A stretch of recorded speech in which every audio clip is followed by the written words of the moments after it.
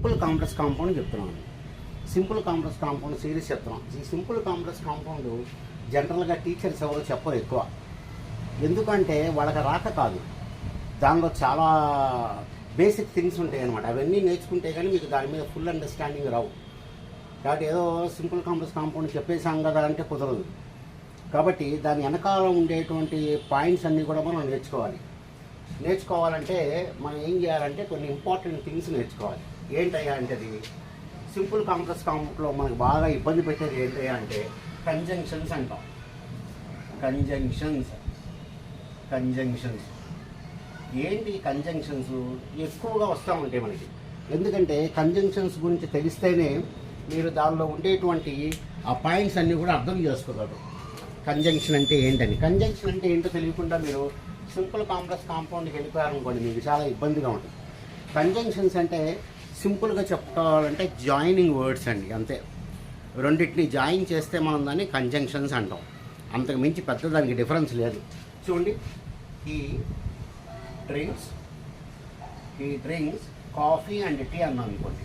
He drinks coffee and tea అని చెప్పి రాశారు. అనేది చూడండి, అనేది కాఫీని టీని జాయిన్ చేస్తుంది. అనేది కాఫీని టీనది జాయిన్ చేస్తుంది కాబట్టి దాన్ని కంజంక్షన్ అని చెప్పి అంటాం అనమాట. కంజంక్షన్స్ అని చెప్పి అంటున్నాడు. ఓకే, అలాగే చూడండి, I don't know if he comes or not. ఆయన వస్తాడో లేదో నాకు తెలియదు అంటున్నాడు. చూడండి, ఇఫ్ అనేది రెండింటినీ జాయిన్ చేసింది.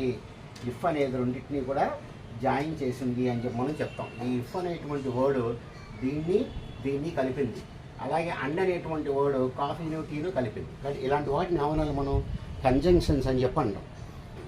అలాంటి వాటిని ఏమంటాం మనం? కంజంక్షన్స్ అని చెప్పి మనం చెప్తూ ఉంటాం అన్నమాట. ఓకే డియర్ స్టూడెంట్స్, ఇది కంజంక్షన్స్ అంటే అవి. కంజంక్షన్స్ మనకి 2 టైప్స్లో ఉంటాయి మెయిన్గా. ఒకటి వచ్చేసి కోఆర్డినేటింగ్ కంజంక్షన్స్, రెండోది సబార్డినేటింగ్ కంజంక్షన్స్. 2 రకాలుగా ఉంటాయి, కోఆర్డినేటింగ్ కంజంక్షన్స్, సబార్డినేటింగ్ కంజంక్షన్స్. ఈరోజు మనకి క్లాసు కోఆర్డినేటింగ్ కంజంక్షన్స్ మీద తీసుకుంటాను నేను. దీని తర్వాత సబార్డినేటింగ్ కంజంక్షన్స్ గురించి మనం మాట్లాడుకుందాం. Okay, right. So today we are going to discuss what is a coordinating conjunction. చెప్పాను కదా, దీనికి సింపుల్ కాంప్లెక్స్ కాంపౌండ్కి చాలా మంచి క్లోజ్ రిలేషన్షిప్ ఉంది. Okay, right. ఇప్పుడు కోఆర్డినేటింగ్ కంజంక్షన్స్ అంటే ఏంటో చెప్తాను నేను. కోఆర్డినేటింగ్ సెంటెన్సెస్ చూడండి, he worked hard but failed. ఇక్కడ గుర్తుపెట్టుకోండి, హీ అనేది ఉంటుంది ఇక్కడ. నేను రాయట్లేదు ఎందుకంటే రెండింటికి సబ్జెక్ట్ ఒకటే కాబట్టి నేను రాయట్లేదు. ఇది మీరు తెలుసుకోండి. ఓకే, చూడండి, he worked hard but he failed. ఇప్పుడు బట్ అనే దాంతో నేను జాయిన్ చేశాను. ఇప్పుడు మీరు జాగ్రత్తగా గమనిస్తే, నేను చెప్పిన దాని ప్రకారం మీరు గమనిస్తే ఈ బట్ ఇక్కడ ఏం చేస్తుందో చూడండి. హీ వర్క్డ్ హార్డ్, అతడు కష్టపడి పనిచేశాడు. దీనికి ఒక సబ్జెక్ట్ ఉంది, దీనికి ఒక వెర్బ్ ఉంది. సబ్జెక్ట్ వెర్బ్ ఉంటే దాన్ని ఏమని చెప్పాను నేను? ఒక క్లాజ్ అని చెప్పి అంటాం. అదే క్లాస్కి మీకు ఫుల్ మీనింగ్ వచ్చేసింది అనుకోండి, దాన్ని నేను మెయిన్ క్లాజ్ అని చెప్పి అంటాం. So it is A main clause. అంటే మీకు చూడంగానే పూర్తి అర్థం వచ్చేయాలి. దానికి ఒక సబ్జెక్ట్ ఉండాలి, ఒక వెర్బ్ ఉండాలి. దాన్ని ఏమంటాను నేను? ఫస్ట్ దాన్ని క్లాజ్ అంటాను, తర్వాత దాన్ని మెయిన్ క్లాజ్ అని చెప్పి అంటాను. మెయిన్ క్లాజ్ ఎందుకన్నానంటే ఇది మిగతా దాంతో సంబంధం లేదు అసలు. ఇది లేకపోయినా మనకు అర్థమైపోద్ది. ఈ వర్క్డ్ హార్డ్ అంటే చాలు. రెండో దానికి రండి, హీ ఫెయిల్డ్, అతను తప్పాడు. హీ ఫెయిల్డ్ మీనింగ్ వచ్చిందా రాలేదా? కంప్లీట్ మీనింగ్ వచ్చింది. చూడండి, దీనికి ఒక సబ్జెక్ట్ ఉంది, దీనికి ఒక వెర్బ్ కూడా ఉంది. కాబట్టి కోఆర్డినేటింగ్ కంజంక్షన్స్ ఏం చేస్తాయి అంటే 2 మెయిన్ క్లాజులు కలుపుతాయి. 2 మెయిన్ క్లాజులు ఇవన్నీ కూడా కలుపుతాయి. అది మీరు అర్థం చేసుకోవాలి. కాబట్టి ఎప్పుడైనా మీకు కోఆర్డినేటింగ్ కంజంక్షన్స్ వచ్చినాయి అనుకోండి, అటు ఇటు మెయిన్ క్లాజెస్ ఉంటాయి. సో ఇదొక మెయిన్ క్లాజు, రెండిటికి కంప్లీట్ మీనింగ్ వచ్చేస్తుంది. రెండిటికి కూడా కంప్లీట్ మీనింగ్ వచ్చేస్తుంది. దాన్నే మనం అలాంటి వాటిని మనం కోఆర్డినేటింగ్ కంజంక్షన్స్ అని చెప్పి అంటాం.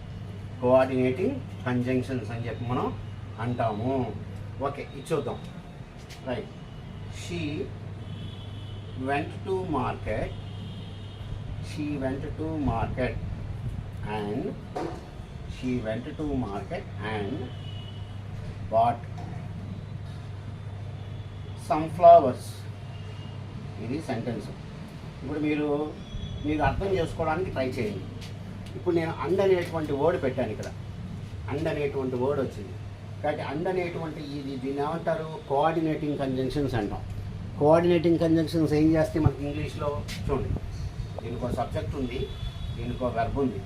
సబ్జెక్ట్ ఉంది, వెర్బ్ ఉంది. So it is a class.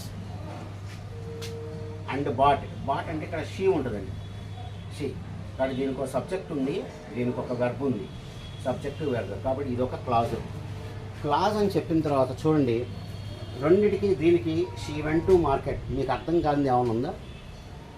మీకు ఇందులో అర్థం కానిది ఏమైనా ఉందా? షీ వెంట్ టు మార్కెట్ అంటే, షీ వెంట్ టు మార్కెట్ అంటే మీకు ఏమర్థమైంది? ఆవిడ మార్కెట్కి వెళ్ళిందని కంప్లీట్ మీనింగ్ వచ్చేసింది కదా. కాబట్టి ఈ మొత్తాన్ని ఏమందాం మనం? Main class.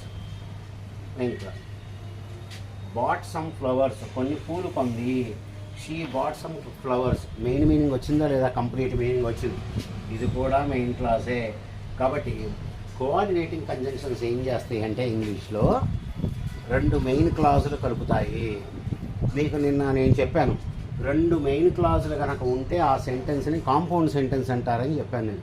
బట్ ఇదొక మెయిన్ క్లాసు, ఇదొక మెయిన్ క్లాస్. కాబట్టి ఏమైపోయింది? ఇది ఏమైంది? కాంపౌండ్ సెంటెన్స్ అయింది. కాంపౌండ్ సెంటెన్స్ అయింది, అది లెక్క. కాబట్టి మనం ఆ లిస్ట్ ఒకసారి నేర్చుకుందాం.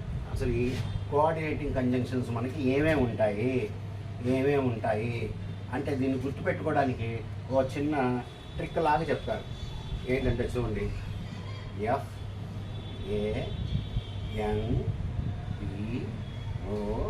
FANBOYS, ఫ్యాన్ బాయ్స్ అని చెప్తారు. ఫ్యాన్ బాయ్స్ అని చెప్తారు. ఏంటి ఫ్యాన్ బాయ్స్ అంటే? అన్నీ కూడా మనకి కోఆర్డినేటింగ్ కంజంక్షన్సే. Coordinating conjunctions.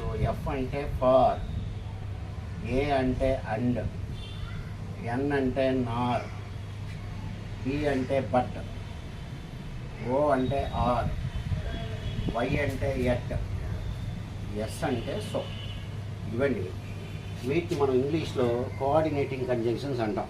కాబట్టి ఇప్పుడు మీకు అర్థమై ఉంటుంది, ఎప్పుడైతే మీకు కోఆర్డినేటింగ్ కంజంక్షన్ వచ్చిందో ఇటువైపు కంప్లీట్ మీనింగ్ రావాలి, ఇటువైపు కంప్లీట్ మీనింగ్ రావాలి.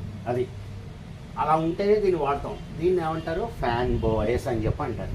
కాబట్టి కోఆర్డినేటింగ్ కంజంక్షన్స్ ఏంటంటే మీరు గుర్తుపెట్టుకోండి, ఫ్యాన్ బాయ్స్ అని. ఫ్యాన్ బాయ్స్ గుర్తుపెట్టుకుంటే మీకు ఈజీగా అర్థమైపోద్ది.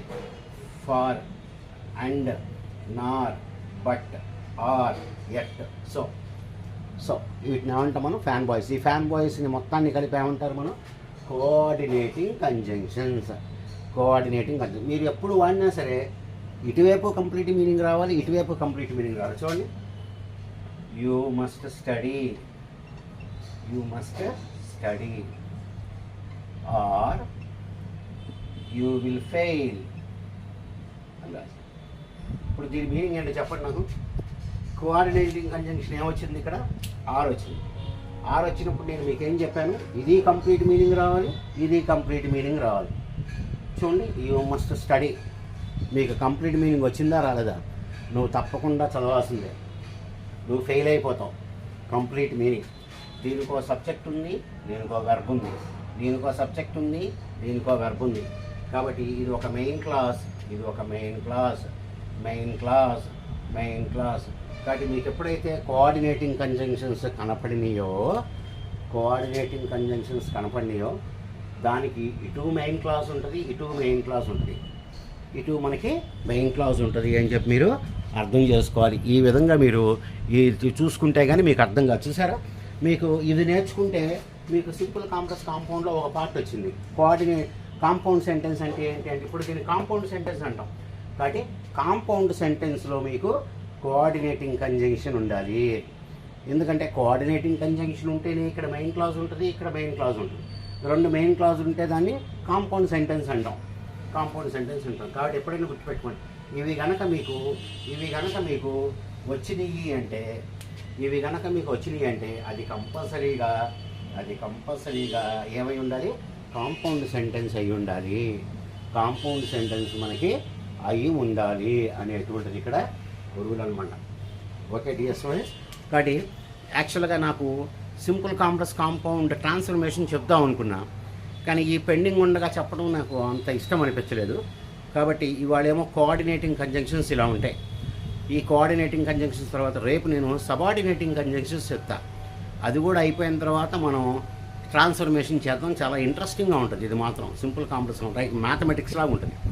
ఓకే డియర్ స్టూడెంట్స్, మీరు ఈ వీడియో తప్పనిసరిగా చూడండి. నా సిరీస్ అన్నీ చూడండి. మీరు ఏదో ఒకటి చూసేసి వచ్చిందని చెప్పి ఓ గొప్ప పడవ మాకండి. చాలామంది నేర్చుకోవాల్సిన సబ్జెక్ట్. ఓకే డియర్ స్టూడెంట్స్, మీకు ఈ వీడియో నచ్చంగానే లైక్, షేర్ అండ్ సబ్స్క్రైబ్ చేయండి. రేపు నా వీడియో కోసం సబార్డినేటింగ్ కంజంక్షన్స్ కోసం చూస్తూ ఉండండి. Good day to you all.